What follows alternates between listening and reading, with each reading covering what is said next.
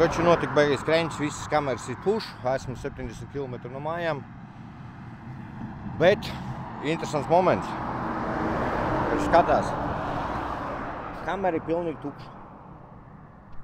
Bet ar šitām švalbas riepiņām, kurām ir 5 mm tas parlons iekšā, skaties.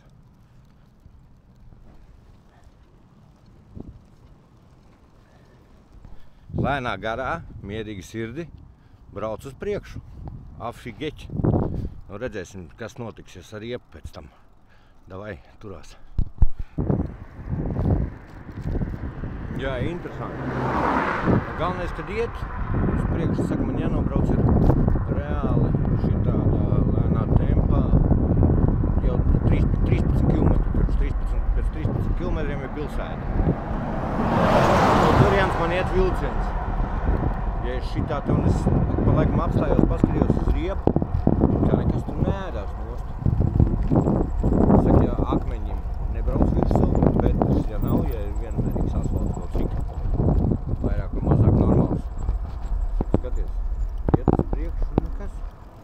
Arī visu nesitās, nav gluži, ka disks tur pret zemi iet. Neredz, viņam ir iekšā tas 5 mm parlons. Tā ir riepā. Tad tie 5 mm plus vēl tā tukšā kamera, tas viss kompensējās. Saka, ne riepa maucās nost, nekas ar tukšu tā parasti būtu, jau sen riepa nomaukusies uz disku braukt. Redzēsim, cik tālu tikšu.